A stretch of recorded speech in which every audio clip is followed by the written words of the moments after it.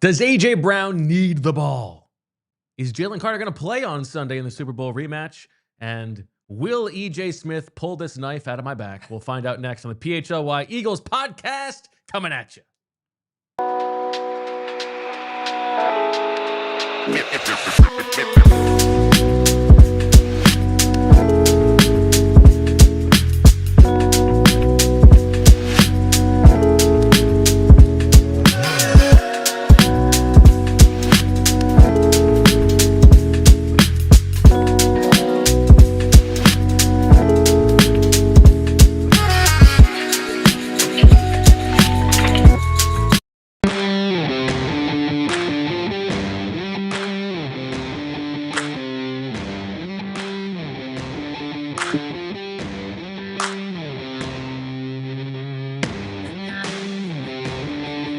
Hello, everybody! Live from the Xfinity Studio.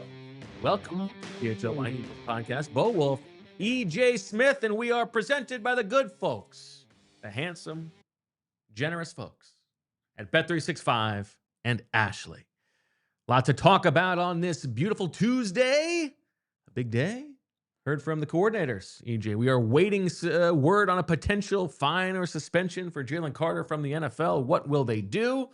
And coming up in the middle of this show, we're going to have a little interview with our friend Brandon Graham, who is launching his Unblocked podcast tomorrow at 11 o'clock. Make sure that you go to the BG Unblocked YouTube page, subscribe to that bad boy.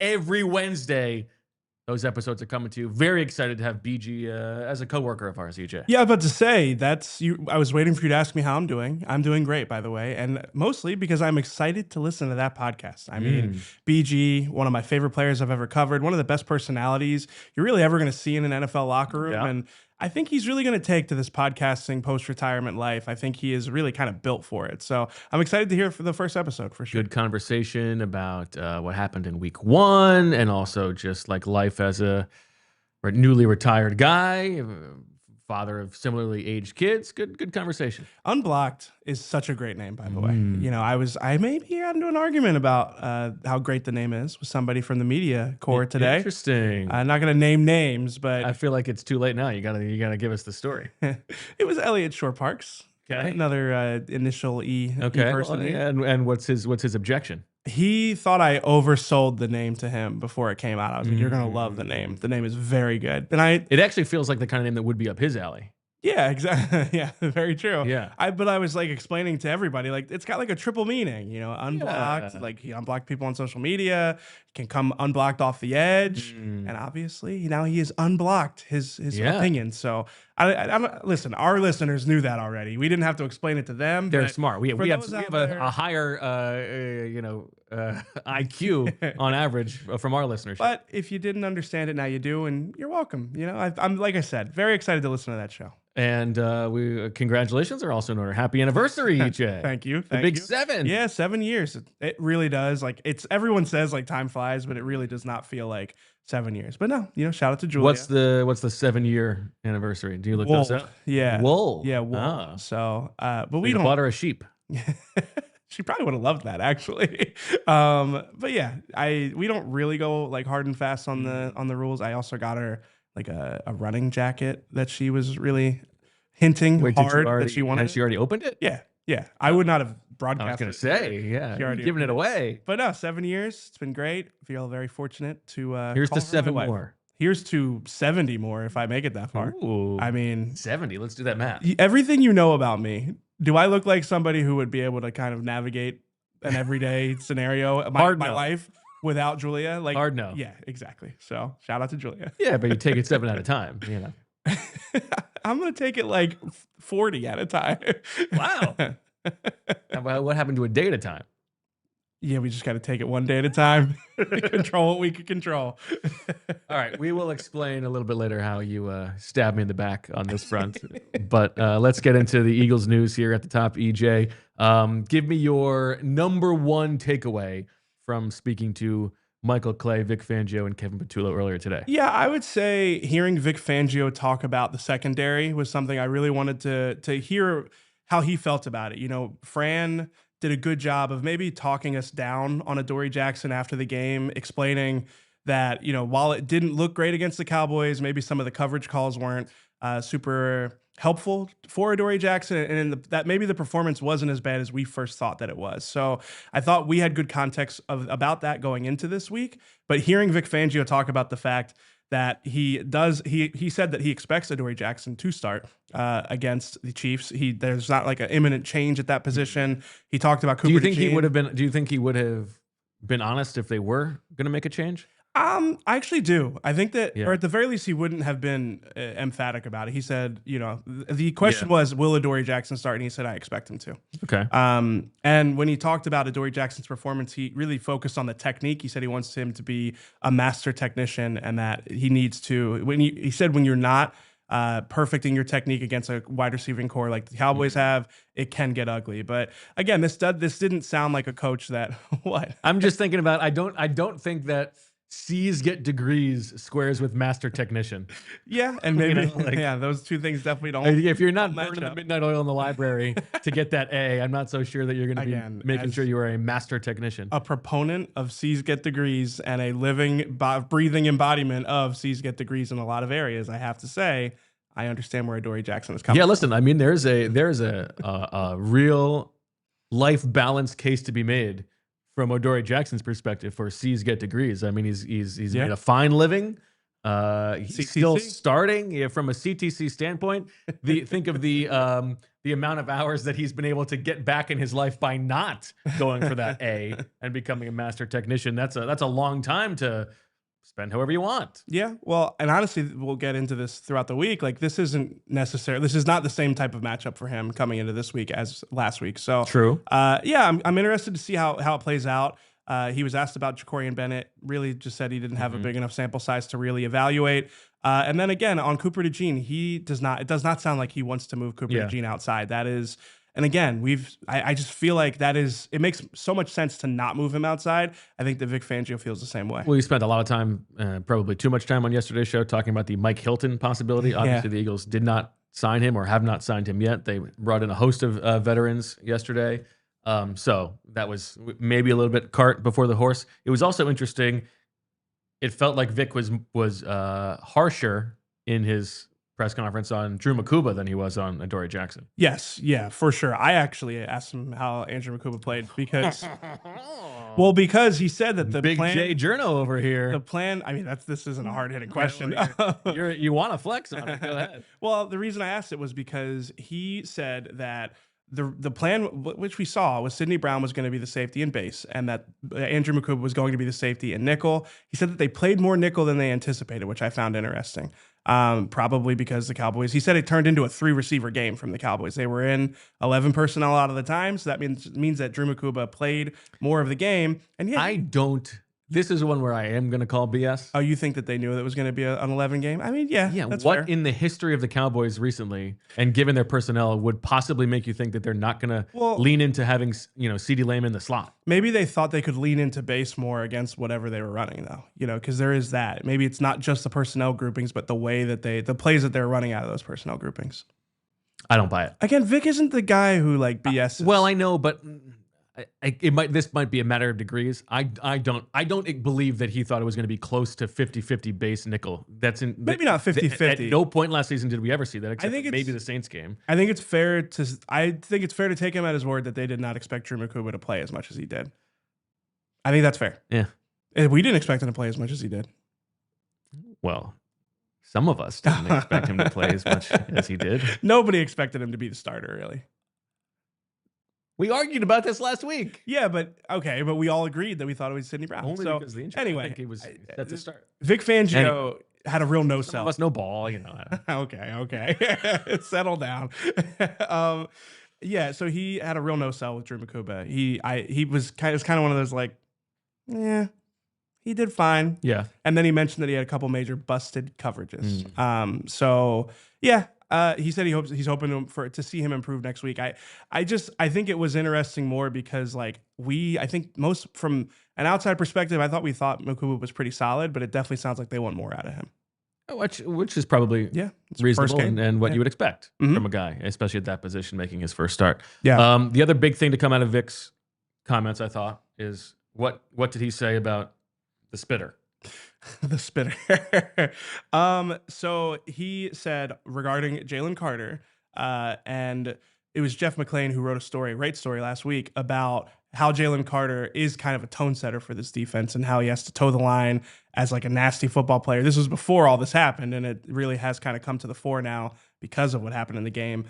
So Jeff followed up this week about what he had asked, and Vic Fangio said, like, yeah, we talked about it last week because Vic didn't agree with that sentiment last week. Right. He said that he doesn't really think, I don't remember the player he referenced. It's a little bit before my time, but he referenced like he doesn't think he needs to be a dirty player necessarily. Was it Jack Lambert? No, it wasn't Jack Lambert. It's like an old timey name too. I'm sure somebody knows. I know. I can't help you there. Was it Andrew Sendejo? No, I said it was before my time. Sendejo was my time. I don't know when your time is. Oh, I covered Sendejo, unfortunately, for everybody. Did he also take you out at some point? He didn't take me out, but he wasn't the most pleasant interview. I think most people would agree. You didn't think so?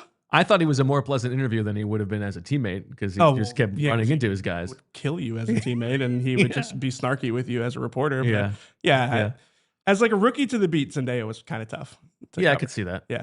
But yeah, so anyway, Vic said regarding Carter, two things that I thought were interesting. The first one was he's got to be focused at the job at hand. All the extracurricular stuff needs to not have any importance.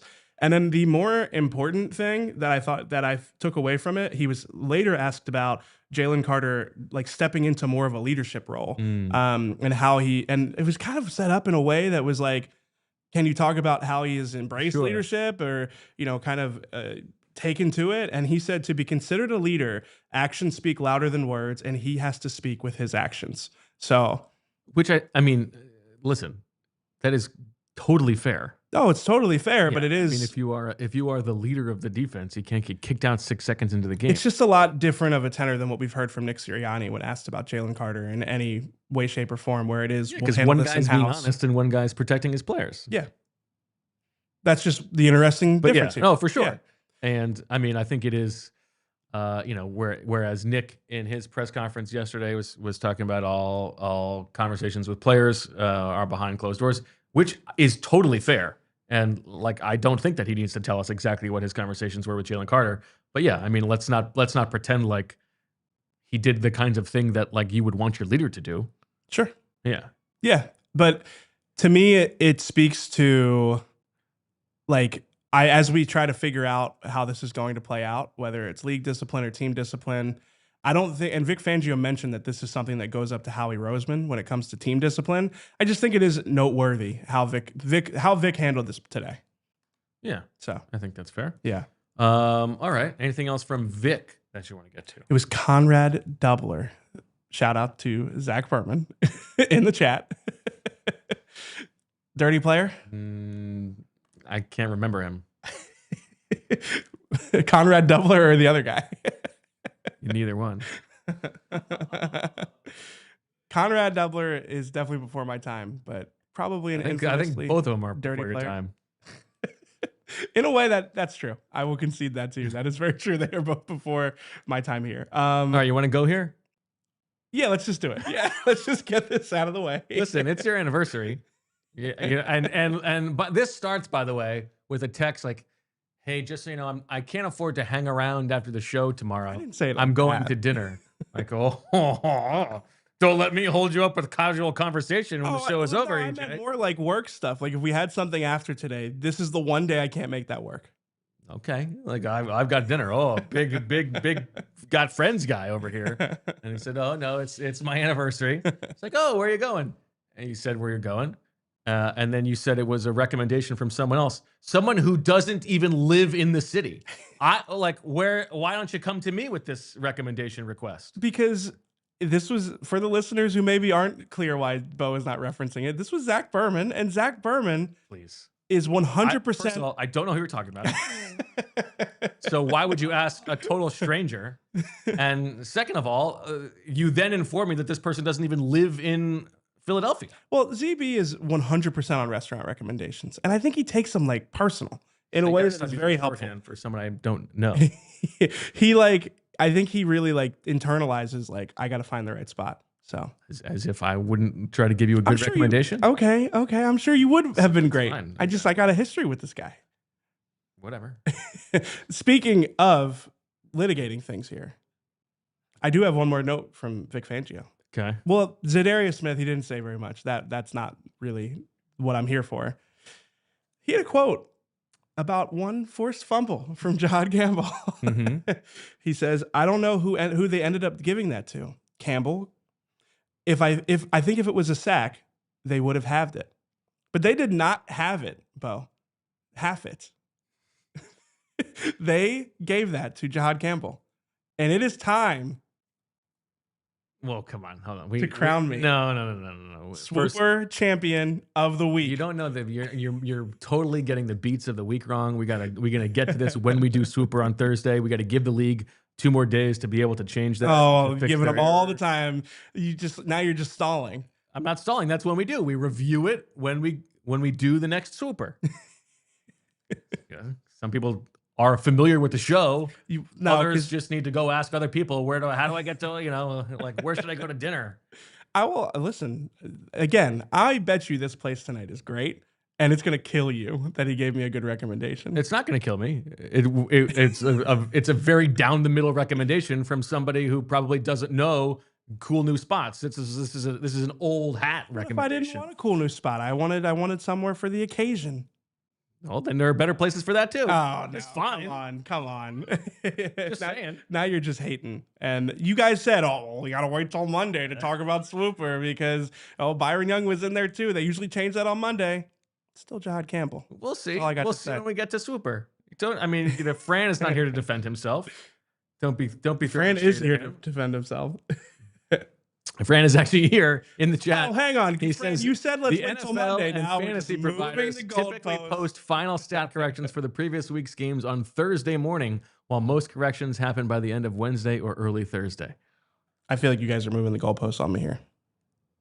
There's no goalposts to be moved. It's just I'm here. it's just that's how it works. We'll see. Feeling pretty good about it. How nice for you. Oh, man. He did have an interesting note about Jordan Davis, Vic Fangio. He said that he does not think that he could have played that many snaps this time last year or last year at any point. And then he said, as well, at least, meaning like, if I needed his corpse on the field, I could have put it out there, but yeah, probably he wouldn't have played not as well. Yeah, I think it's fair. Do you think the lightning delay, like he should get credit for that, or like we should take away credit because he had a breather? It certainly helped, but I don't know. To Fran's point, like he played well throughout the game, so even before the lightning delay, playing well. Maybe if he had worn down in that fourth quarter, like if we see him wear down in fourth quarters in the future, that will be instructive. But they're not really going to ask him to play probably that many snaps because of Jalen Carter's. I mean, you presume that he won't be absent. We'll see what happens here. Yeah, what do you think? I mean, I feel like it's weird that we haven't gotten word yet, and also, I feel like if they were going to suspend him, it would have had to happen sooner. Yeah, I think. Don't you think? Yeah, I think if you were going to suspend him, you would get it done early so that the appeal can get done early. Like you'd want to get it out there as quickly as possible. I mean, I've maintained this whole time I'd be surprised if he got suspended. I think a hefty fine makes a lot of sense at this point. I think. How hefty? I mean, I don't really know what a hefty fine looks like. Hefty, like 500. I don't know the precedent for the fine. Yeah, I don't have a good feel for my head. I think it'll be fine, no pun intended, from whatever it is, if it is financial. And then we were having a conversation at the media house about like the team side of things and if they would have a punishment for him. Maybe like, I mean, we saw him, miss a series last year. I don't remember which game. I should have looked that up. But he missed a series last year. That's right. For being late to a meeting. Maybe something like that. But I'd be surprised if it was anything that had a significant impact on their ability to win the game. I feel like at some point, the importance of the game takes precedent over like the importance of sending a message to Jalen Carter. Yeah, I think I agree. I could see the team fining him. Sure. Right? Yeah, adding on top of the league fine. But Yeah, for that, like, what are they going to do? Sit him for a series or something like that? Like, I think that's the most we'd be talking about. I'd be really surprised if it was like, oh, he's not playing the first half. Like, it's just, you don't see that stuff in the NFL. That's like a college thing. And I don't know if you saw Nick Sirianni's comments on WIP earlier this morning where he talked about like I don't have the direct quote, but it's like, he basically said it's my job to win football games, but also my job to like help these young men grow into, like adults or something like that to that extent. And it's like, that feels more like a college message. I actually don't love that. Yeah. So I don't know. I'll be interested to see how they handle it. I'd be surprised if the team said the league didn't suspend you, but we aren't playing you for a half. Yeah, I don't think there's any chance. I feel like it'll be funny if he plays like 90% of the snaps, and then on the 10% that he's not, like Nick walks over and is like, "This is why you're not on the field," like just in the middle of the game. Yeah, I'm surprised that we haven't gotten anything yet. Yeah, it is weird. I really thought. Yeah, and I'm like talking myself in circles because now I feel like if it hasn't come in, maybe it's because they know it's going to be a big deal, and there's a back and forth with the league and the team. Now, if they do announce like a 1-game suspension, I would imagine that Jalen Carter can just appeal that to play this week. And you would rather him play this week than next week. If it's too late in the week, you probably do let it drag into the weekend. So that's why if it were a suspension, you feel like it would have happened sooner. So, and again, we've talked about this, but I do feel like the Dak part of it kind of lets Jalen Carter off the suspension hook. I think it softens it. Yeah. I don't know if like we're talking about the difference between a suspension and not a suspension, but I do think like the leverage that the league had to really make an example out of him. I think that the fact that Dak spit in his direction, listen, we're not excusing like the spit. Like I think we've been pretty clear that is something that stands on its own as an unacceptable thing. I'm not excusing the spit, but I do think here we go. Well, I do think that like the idea that like he shot a gun at him or something, like, oh my God, you can't do that. You should be kicked out of the league. Like, calm down. Yeah, I found like I was thinking about this. Have you ever watched a football game before? Yeah, I was thinking about this over the weekend. Like Myles Garrett swung a helmet at a guy's head. That's way worse. And Ndamukong Suh has stomped on people before. And none of these things are acceptable, but we have seen things like this on a football field. Like to pretend that we haven't seen things like this on a football field is, my wife said this is one of my favorite expressions, intellectually dishonest. Yeah, I agree. Yeah. Yeah. Now, then again, this is coming from, the guy who's in charge of the league who like doesn't think we can mention the fact that wet dreams exist in front of women. Like, God forbid. Give me a break. These prudes in the league office, these Puritans, like this is football we're talking about. You going to play the song? I'm going to direct everybody to the song. I dreamed wet dreams. Google it on YouTube. The greatest vocal performance of my lifetime. It was a very good vocal performance. Elite. Yeah. Elite. All right. Time to take a break. On the other side, we will find out what Kevin Patullo said about the Eagles getting the ball to A.J. Brown. And we're going to hear from Brandon freaking Graham.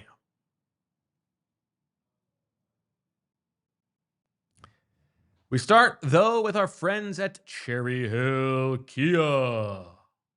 I have myself a Kia. Good car. Did I have a great experience getting that car, though? Frankly, truthfully, from the bottom of my heart, no. And the problem is I didn't go to Cherry Hill Kia. I went somewhere else that I do not recommend. And I regret it, honestly, every time I get in the car. Because if you are looking for the dealership with the most inventory and super low lease payments in the Philadelphia area, KiaofCherryHill.com is the place to go. You can choose from over 450 new Kias, including Tellurides, Sportages, K5s, Carnivals, Seltos, Souls, and more. I've got to tell you, Kia is the hottest automotive brand in the country for a reason. 7 of their models received 2025 Car and Driver Editor's Choice Awards, which is amazing when you consider there are more than 450 models tested and only 20 models industry-wide received the award. Combine that with the best warranty in the automotive business, 10 years, $100,000 mile powertrain, and 5 years, 60,000 mile bumper to bumper. You just can't get a better deal. Stop in today. Tell them PHLY sent you and receive a $100 restaurant.com gift card just for taking a test drive or completing a trade appraisal. I know people buy Kias elsewhere. I just don't know why. Drive home in your new Kia today, just minutes from all bridges or available online 24/7 at kiaofcherryhill.com. Next, we're going to talk about some breaking news from Bet365. They pioneered live in-game betting and have 90 million users worldwide. Bet365 Live streams 780,000 events each year and offers the widest range of games and markets available for live in-game betting across 78 sports each year, with early payout offers across the NBA and NHL. With the Bet365 early payout offer, you're a winner if your team goes 5 runs ahead with an instant payout on straight bets and parlay selections marked as winners. Download the app and use code PHLY365 when you sign up. New customers can also get $150 in bonus bets when you bet $5, win or lose. Sign up, use the code PHLY365, deposit $10 and place a bet for $5 to get $150 in bonus bets. Again, win or lose. Bonus bets can be used on the spread, totals, player props, futures, and more. Whatever the moment, it's never ordinary at Bet365. Must be 21 or physically loaded in Pennsylvania. If you or someone you know has a gambling problem and wants help, call 1-800-GAMBLER.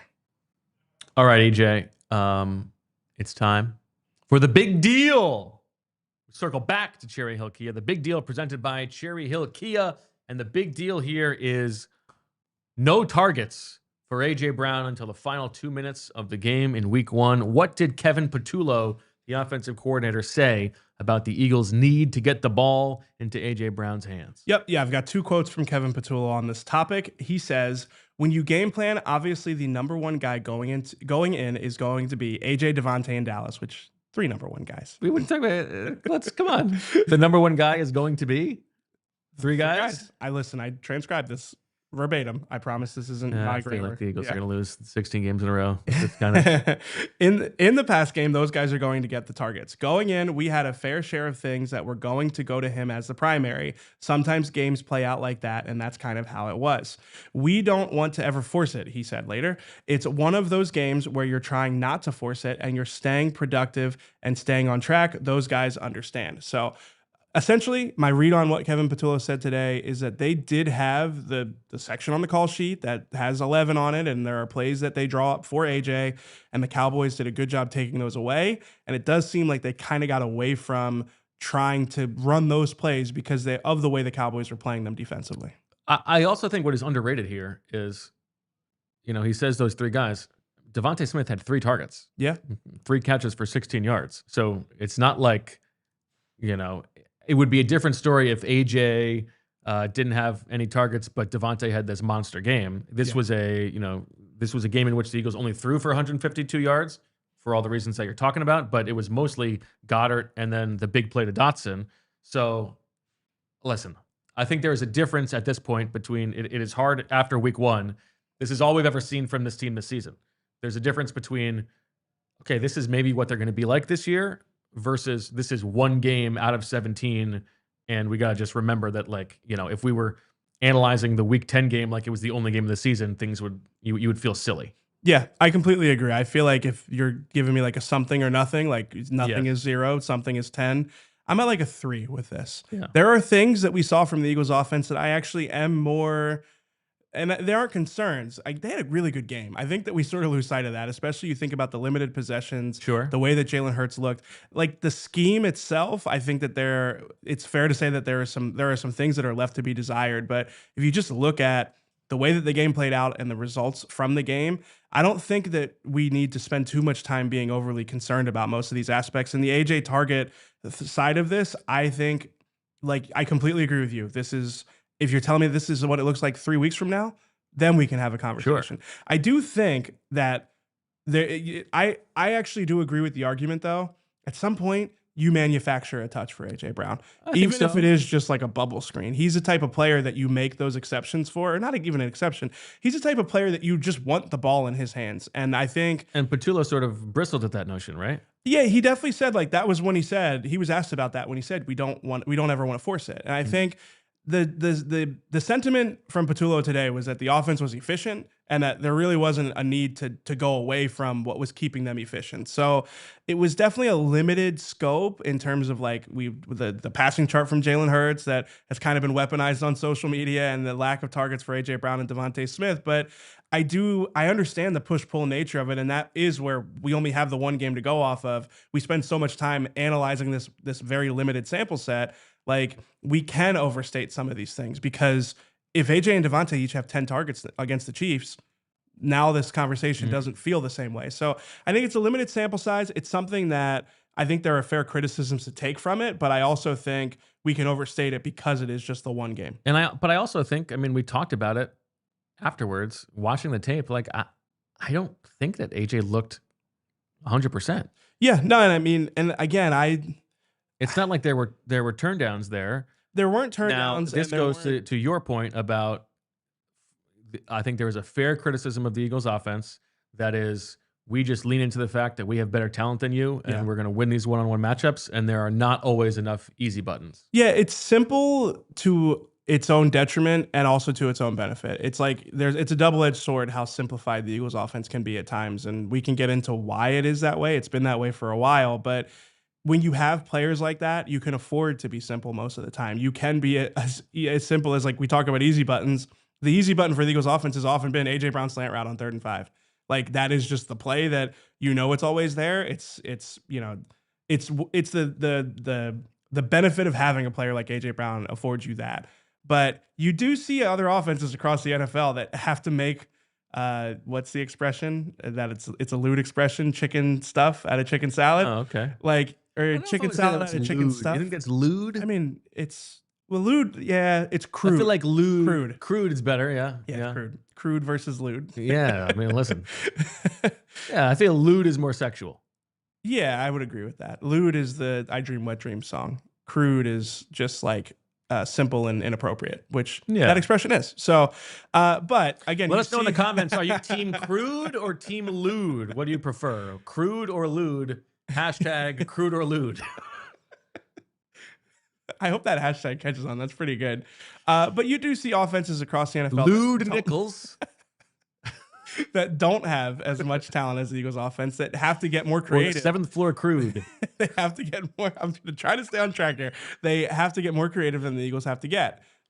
So for that reason, maybe there aren't as many levers to pull when it comes to, we need to get the ball to AJ in space, as an offense that does have maybe one of those guys that they have to figure out ways. So I think it is a fair observation to make from the first game. But again, let's revisit this in a couple weeks. There are things about the Eagles offense I do feel more strongly about, like, not concerns, but again, things that I would like to see more of. This isn't necessarily one of them, as crazy as that might sound. Well, what is it? Give it a good tease. Or you want to save this? You want to tease this? No, let's do it. Okay. Let's do it. So, the use of heavy personnel packages and condensed sets against the Cowboys, I thought it was interesting that Kevin Patullo said that the opening drive was not scripted.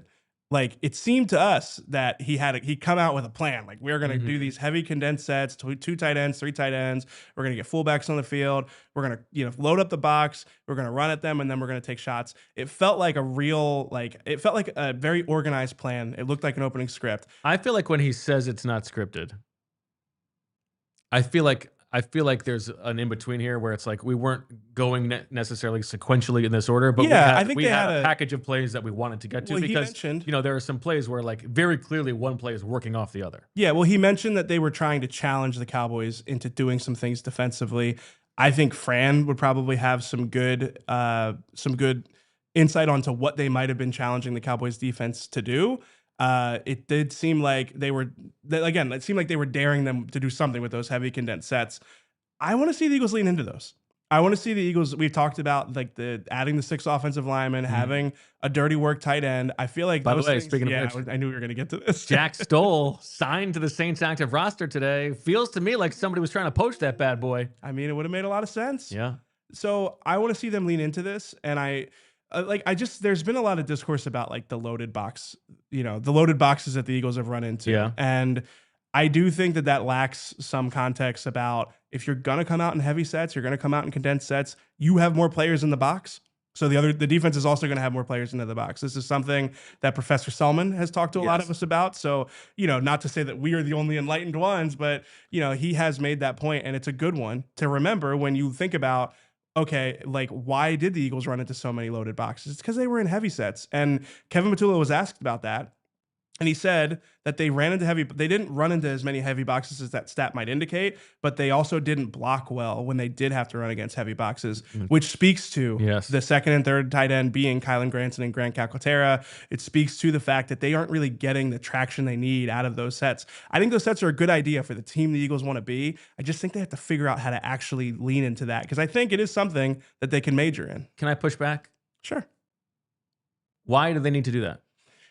Because it plays. Why can't they just run out of 11? That's fair. Yeah. Especially with the wide receivers that they have and the willingness that they show to block. I think it is an interesting. Don't you want to spread the defense out and then run at them?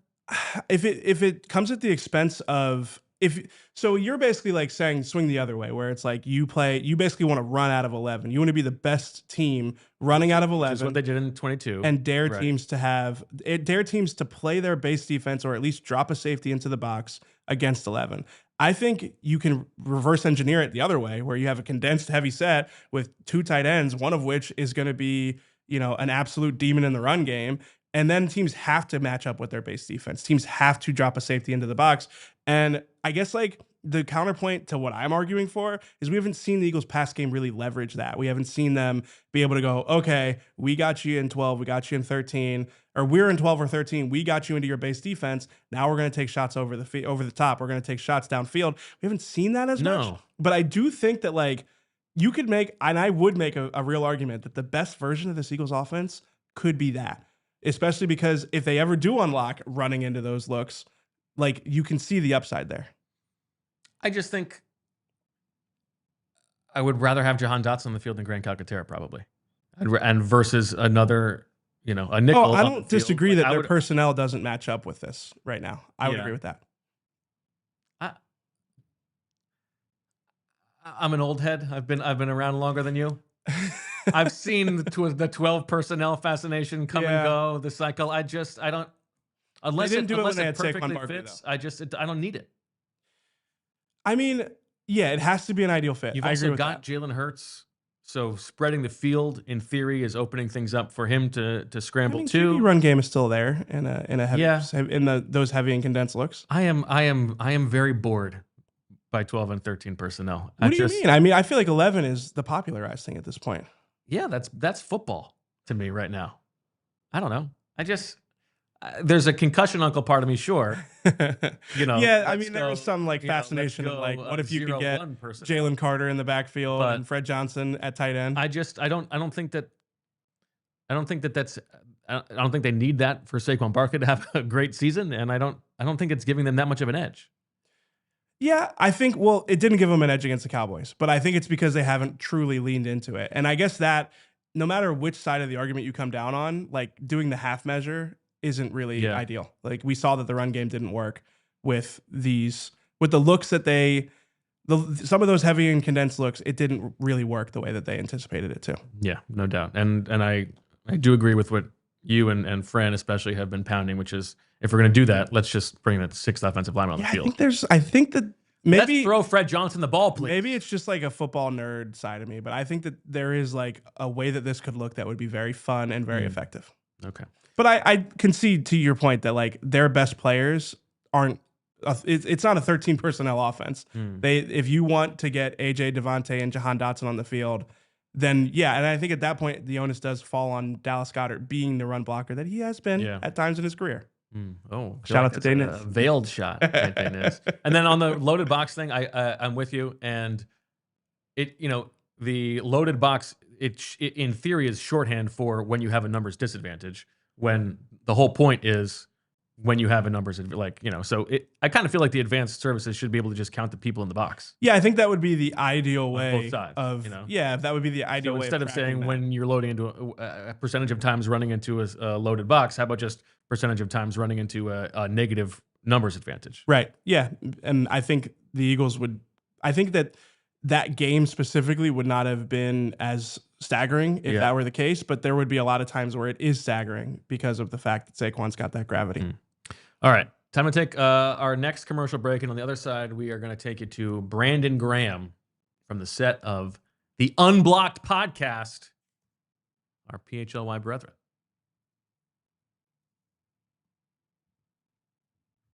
Okie dokie. Ashley. Oh, Ashley. It's the perfect time for you to visit Ashley because the Labor Day sale that is going on now is where you can shop now and pay later with 0% interest until 2030, only at Ashley. This Labor Day at Ashley, the deals work harder than ever. For a limited time, take home the furniture you love now and pay over time with no interest financing until 2030. That's right. Style, comfort, and savings without the wait. But hurry, this offer will not last. Celebrate Labor Day the Ashley way. Shop today and enjoy no interest till 2030. Over to you. Oh, sorry. I was waiting. Next, we are going to talk about Righteous Felon. Are you craving the perfect snack that satisfies your hunger and provides the right amount of protein to fulfill your body's daily needs? Well, we've got the solution for you. It's Righteous Felon beef jerky and meat sticks. Righteous Felon traces its roots back to the hallways of Downingtown Middle School and was officially launched by lifelong friends in their apartment kitchen after college. The Exton PA-based company has been making all-natural, premium quality, better-for-you meat snacks for over a decade and evolved into the region's preeminent jerky brand.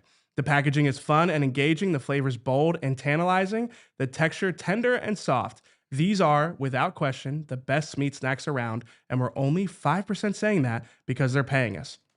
The jerky and sticks are sold in favorite local retailers like Wawa, where they're running a 2 bags for $10.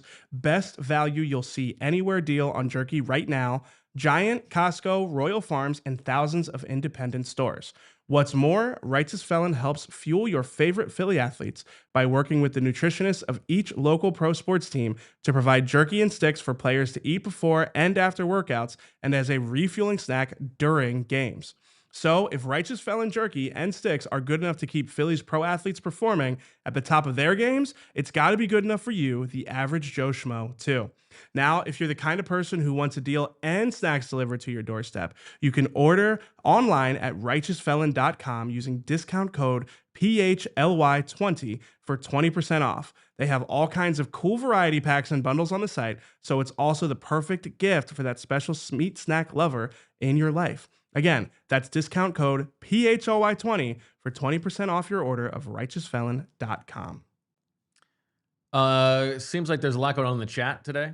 I see the Duff Men talking about doing guys. And if you want to be able to have a nice doing guys emoji in the chat, you can do so by joining the Supporters Club, the PHLY Supporters Club for the real ones.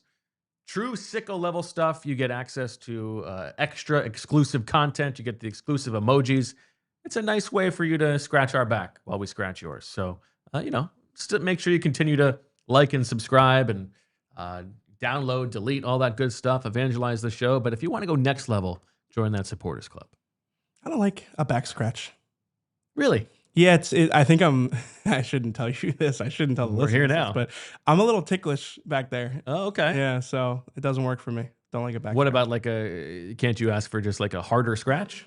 Yeah, but then like too hard. I mean, not a nail scratch, but like there's got to be a happy medium where I don't think I found that enjoyable. If you have an itch back there, yeah, you got to take care of that. But do you ever use like a handheld back scratcher? No, I've always thought that those are really like hokey. Like, okay, come on, you can't scratch your own back. I've got bad mobility too, but you can get all of your back. You can cover that whole thing. But I gotta. Let's just say this: I've got really bad mobility. Like, it's like actually, I'm like worried about how tight my shoulders are at this point in my life. Okay, so I'm trying to work. What are you doing? Rubbing up against a wall if you have a scratch? What animal does that? Is that an elephant that does the? I think there's lots right? of animals. Yeah, bear for sure. Yeah. I mean, if I ever needed that, but you just deal with it. Suck it up. A tough guy over no here. itch lasts forever. Now, will you give a back scratch? It's my anniversary, so I probably shouldn't lie on the podcast. I'm not really one to like do a lot of that type of stuff. No. Oh, what does that mean? I'm not like somebody who is like, I'm just not touchy feely. I'm not a touchy feely guy. So okay, when requested, I can scratch a head or a back, but that's really it. Okay. You're trying to figure out how to make this terrible. You're like, No, you're like trying to I'm figure out how to actually drag trying me not into the to. gutter. Yeah. Because there are a lot of natural follow-ups. I'm actually trying not to go there. Is Julia more touchy-feely? Yes, very much so. Okay. It's something, yeah. You gotta match her love language. I try. Yeah, that's not my love language. What are you, just pounding out a news-style article about how happy you are to see her every day? No, that's not it. What's that? Acts of service? I don't know. I'm a quality time guy. Journalism. I don't know. Quality time is the love language, in my opinion. Okay. Gotta like spending time with the person. Well, sure, but I feel like that's table stakes. What do you mean? I mean, that's the cost of doing business. If you don't like spending time with the person, what are we doing? We are the type of people that we do like the mundane stuff that you don't have to do together. We just do it together. Okay. And like you've ridiculed me before. Meanwhile, like, she's just waiting there, waiting for somebody to waiting for me to like scratch her head. Yeah. But no, like you've made fun of me before. But if we go on a road trip, if we're driving 6 hours, we don't turn the radio on. That is impressive. Yeah. Quality time. Okay. All right. Speaking of quality time, I had a lot of quality time earlier today with Brandon Graham as we went through the Brandon Graham Unblocked podcast here on PHLY. And afterwards, we had an extended conversation about the game to come on Sunday with the Kansas City Chiefs, and also just a little taste of what is to come tomorrow. The show premieres 11 o'clock on the Unblocked YouTube channel. Make sure that you subscribe to that so you know when it comes out. Comment and all that good stuff. We need that algorithm boosted, people, okay? But until then, here's a little snippet of Brandon Graham joining our show, the PHLY Eagles podcast. All right, we're back on the PHLY Eagles show, live from the set of Brandon Graham's Unblocked podcast. BG, we just wrapped the first episode. How you feeling? Man, I'm feeling good. I feel like we did a really good job, man. We're looking forward to everybody getting to watch that and listen to it. It's going to debut Wednesday at 11 o'clock. Make sure that you are subscribing to the YouTube channel. Make sure that you are following the social medias at BG Unblocked. But let's go a little bit beyond what we talked about on the show today. I want to ask you about, obviously, we got the Super Bowl rematch on Sunday with the Chiefs, BG. What is... when Vic is game planning and putting the game plan in, what is he like?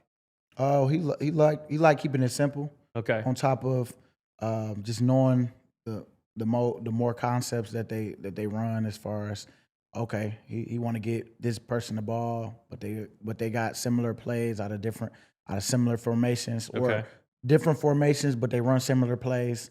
And it's all about confusion with some teams, and with this one, it's a good one right here with Coach Reed, because he's definitely gonna try to establish a run. And I can hear Vic talking about that. Then making sure that he's making everything almost look the same, but then run different things out of it. That Super Bowl game plan, as you guys went through that, was that a simpler game plan than a usual week, or was it a more complicated one? I think it wasn't complicated. It was more about, you knew how they trying to call the game. Okay. And when you can hear, and when you know how they trying to call the game, and then you know certain things, like, because they like RPOs a lot, where they faking the run. Or he got the run. He has two options. He either give it on the run or throw it out to the receiver. And you can see from the first play when they did it, we ended up batting it down. But everybody has to do their job. You can't get your eyes seeing everything. And so I think that Coach definitely do a great job putting up the game plan, and of course he's gonna have some bad calls in there sometimes, but for the most part, he's all about the X and O's and about the scheme. Some different pieces. Obviously, you're not there, but there's the cornerback rotation that we've got on the other side. Yep. They're probably not going to have Xavier Worthy, but do you expect it to be kind of a similar game plan for the Eagles? I think it's more about stopping Pacheco, because it'll be he's healthier. Yeah, he's healthier, and we didn't see him. We didn't see him much in the Super Bowl game. It was more about passing. I think they was trying to pass more in that game, but Well, because you guys were up a lot of points. We was ready for that one, but I know this time around they'll probably try to establish the run. We got to make sure that we stopping them. And they have a bunch of good gap schemes. They a gap running scheme. So I think Vic will have it down and make some good calls, but we got to make the plays. Another thing I want to ask you about, which we did not talk about on this week's podcast, was Jordan Davis's performance in week 1. First of all, played a lot of snaps, which like people didn't know that he could do. Mm-hmm. And Fran Duffy broke it down. He thinks that was probably the best game of JD's career. Did it look like that to you? It did. He was everywhere. I mean, I wish he could have got that sack, the one he was running after him on, but almost had him. Dak was a little slippery. I know all about it. Dak is a really good quarterback, man. We got much respect for him. But Jordan definitely put on the show this game. If you were just looking at his film and how he was handling blocks and all that stuff, so.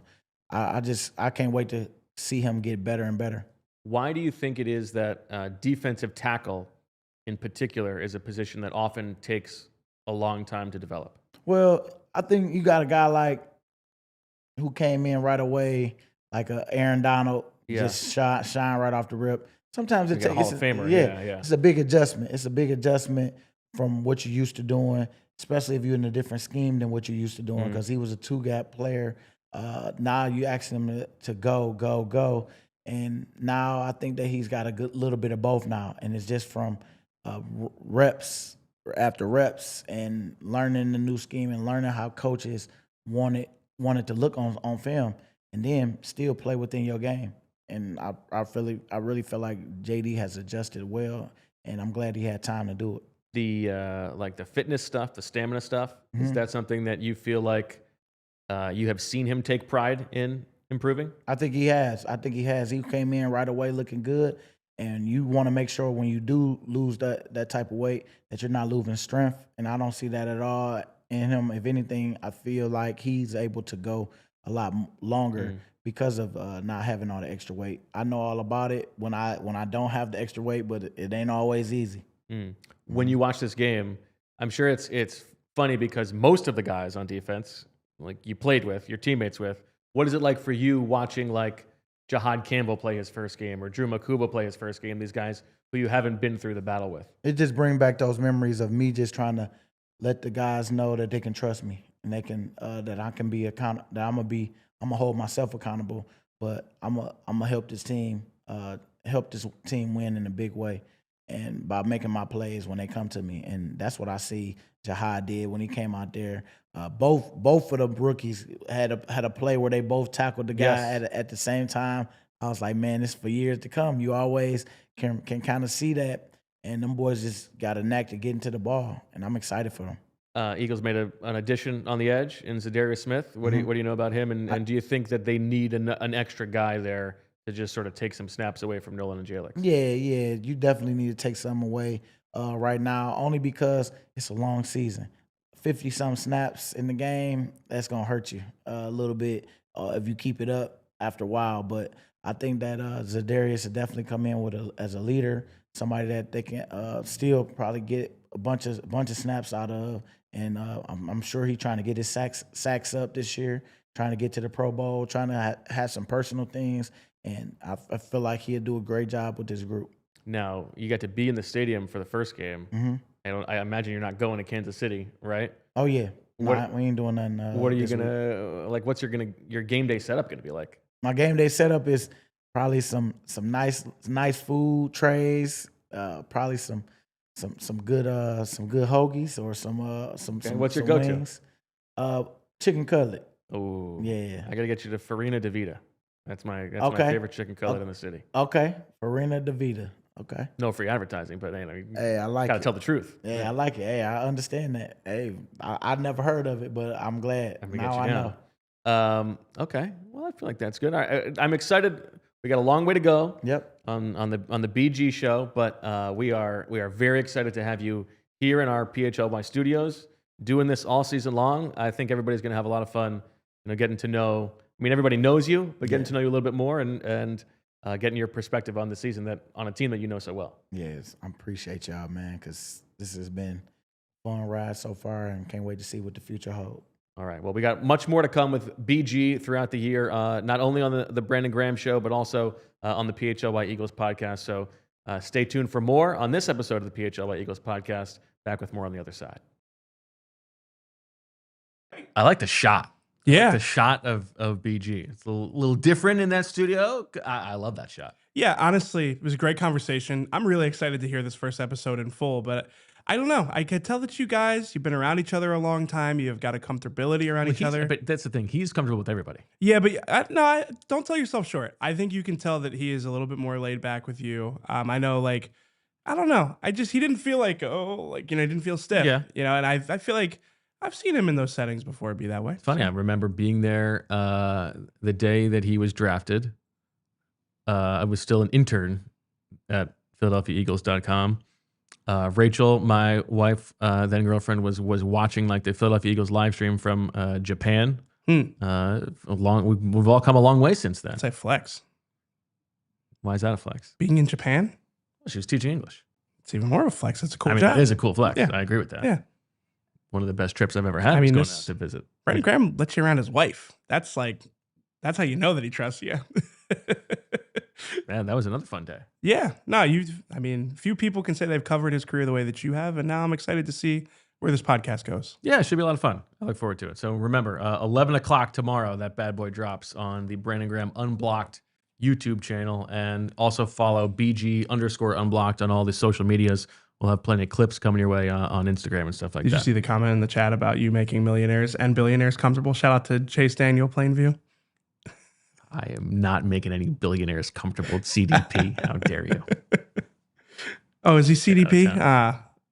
CDP, Chase Daniel Plainview. Yeah, you've referenced CDP before. I'm still learning the names in the chat. Give me some time. I'll get there. Okay. Be better tomorrow. What else did you want to talk about? I wanted to ask you. We've talked a lot about this Eagles-Cowboys game, and BJ asked you, "What's bringing fullbacks back?" Is that before your time? No, that is definitely before my time. I'm not familiar, but I have been kind of the concussion uncle today. Yeah, let's get these condensed sets, 3 tight ends. Let's run it down their throats. But no, I wanted to ask you. I want to turn it to the Chiefs at the end of the show. I want to start to think about this matchup. Did you see, really quick side note, did you see that the Chiefs social media team put out like a "we meet again" picture of Patrick Mahomes and Jalen Hurts? No. After the Super Bowl? I do think I think the Chiefs fans have probably been talking about this one a lot the last few days. So it's about time we get around to actually talking about the matchup. What is one thing that you want to see from the Eagles in this rematch against the Chiefs? I can go first if you want some time. Aside from the obvious of get the ball to AJ Brown and Devontae Smith. Yeah, no, don't take mine. Maybe I should go first. Okay, go ahead. I would like to see some pressure, or some meaningful pressure, some sack production. You think about that Super Bowl matchup. You think about how dominant the defensive line was in that game. And then you think about, Brandon Graham mentioned it, that Dak was a little slippery, wasn't easy to get down. Yeah. And just the visual of Patrick Mahomes, trucking people on the sideline, playing with that attitude and kind of taking advantage of the rules of the game a little bit. I think the Eagles' defensive line needs to show up in this game. I think it will be instructive also. Obviously, there is just the entertainment value of seeing the pass rush get home against Patrick Mahomes in particular. But there is also just again, it will be instructive in against quarterbacks like Patrick Mahomes. You need to be able to generate pressure with your defensive front without borrowing from the coverage. You need to be able to have Zach Bond chasing guys, Travis Kelce in the middle of the field. You need to be able to let Jihaad Campbell drop, being able to get pressure with those guys up front. It will be really interesting to see how they are able to do that, if they are able to do that, and really, especially if Za'Darius Smith factors into that. You think Za'Darius Smith will have a big role week 1?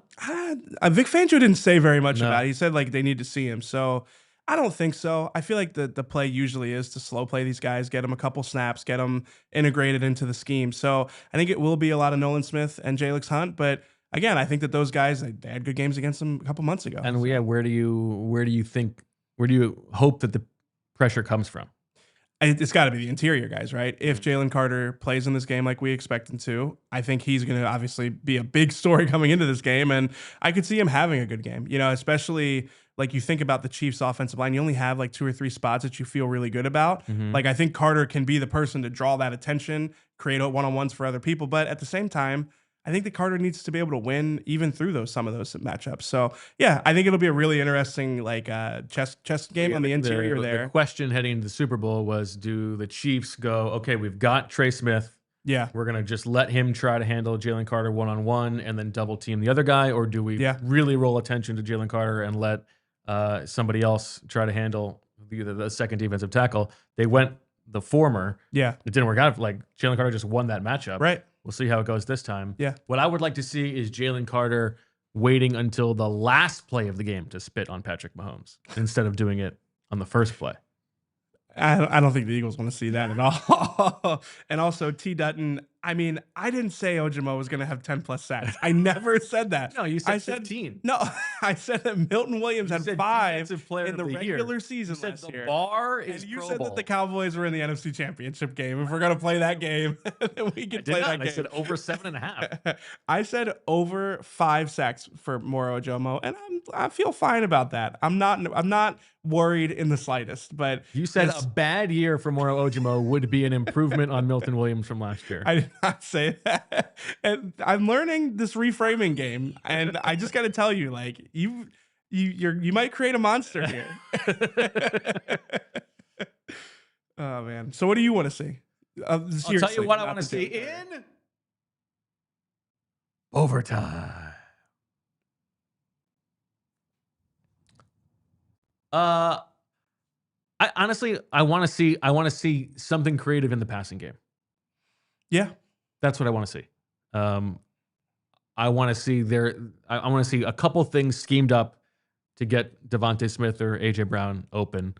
And that feels like a very low bar. But I don't know. I'm a little bit like keep holding your breath. Like yeah.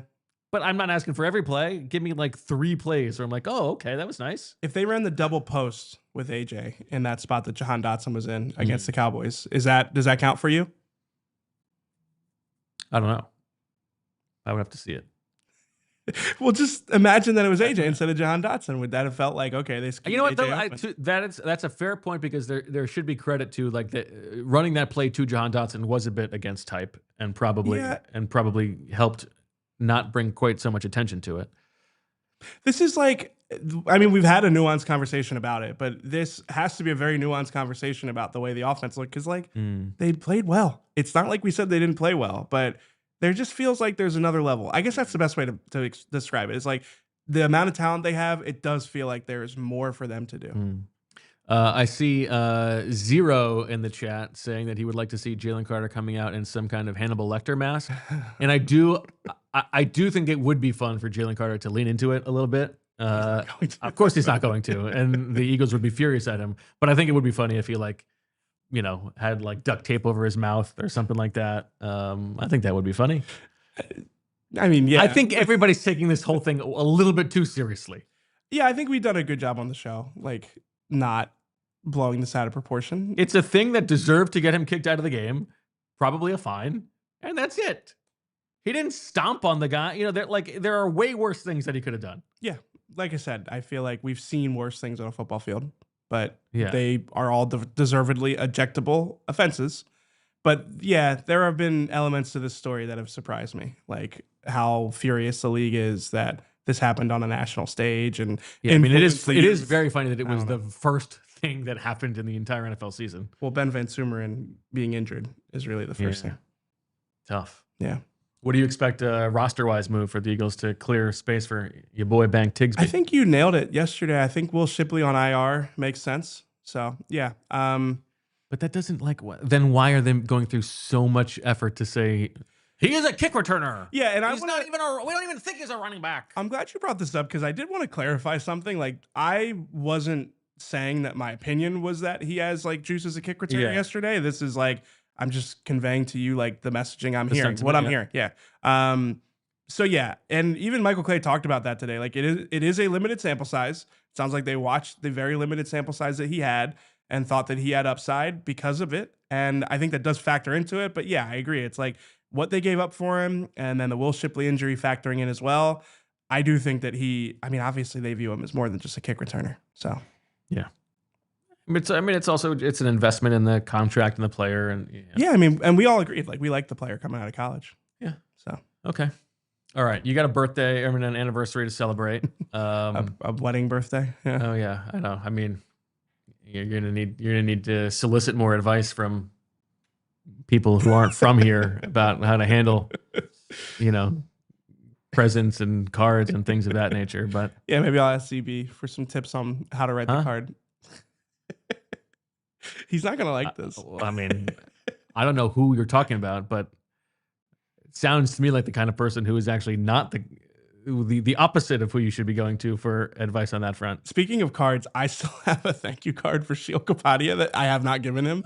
It's just sitting in my desk in the media house. You're waiting for him to apologize for the wrong, to right the wrongs.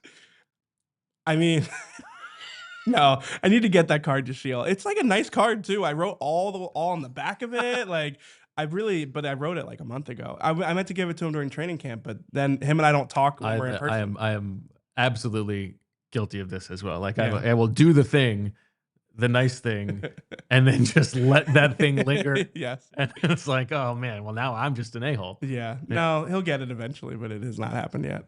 I just need to mail it. What would be the funniest time for you to deliver it to him? Probably like on the 1 year anniversary of me writing it at this point. But he's like me. He's not very like, touchy-feely, not in that way. Like, he's not like mushy. Very anti-sentimental. Yeah. So I don't even know if he would appreciate the card really. But I wrote it. I did like you said, I did the hard part. I just need to get it in the mail. Last thing. Did you write one to Cliffy too as well? No, I should have though. Now you make me feel bad. Well, now you can't. You should have said yes and then just also done that. I should have written one for Cliff. I mean, the reason I wrote it for Sheila is because like he was the one who asked me to do the podcast in the first place. But Cliff also does deserve a thank you card. We love you. We love Cliff. Listen, Cliff, thank you. I'm saying thank you. I mean, yeah, Cliff was hanging out with my sister at the tailgate before the game on Thursday he's night. getting juice on you. He dirt. Literally actually did I tell you that he got dirt on me? Yeah. Yeah. He said it was about your first name, but does it go beyond? No, it's just about my name. Okay. I'm not sharing this on the pod. Really? We can address it at some point, but no, I'm not sharing this. This seems like something to get to the bottom of. It does not happen right now, but it's not happening right now. Yeah. We're going to get there eventually. Yeah, eventually. We'll tease it. The last thing I need to make sure the listeners are aware, I had just an awesome pico de gallo yesterday made with tomatoes from my garden and jalapenos from my father-in-law's garden. So, ooh, it was really good. That sounds great. Yeah. So, did you make it or did Julia make it? I mean, she was the one who chopped it all up. Yeah. I was making the chicken. Okay. I cook outside. That's like my thing. I don't like cooking inside. Never? If I can avoid it, I do. So Julia just does all the winter cooking? Well, I grill in the winter. So no. Okay. Yeah. I do. I don't like, I think it's the anxiety of the smoke alarm. I don't like to cook inside. Yeah. We have just take the thing off. We like tape a Tupperware. I shouldn't say this. Probably like insurance fraud or something. Like we tape like a Tupperware over the. I just pulled the battery out. Ours are hardwired. So it doesn't do that. That's tough. It is very annoying.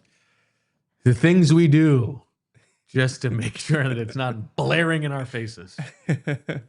Tough life. All right. That'll do it for the PHLY Eagles podcast. Back tomorrow, 2:00. Jamie and Rich in the saddle. We're also going to hear from the all-city NFL expert, Adam Hogue, joining us. Plenty to talk about as the Eagles week rolls on. And remember, please, tomorrow at 11:00, the debut of Unblocked with Brandon Graham. Looking forward to that. That's it. That's all we got. Andrew, thank you for shepherding us through the show today. Comment below. Let us know, Team Lewd or Team Crude. And as always, we love you. Super chat. We all silly like the mayor.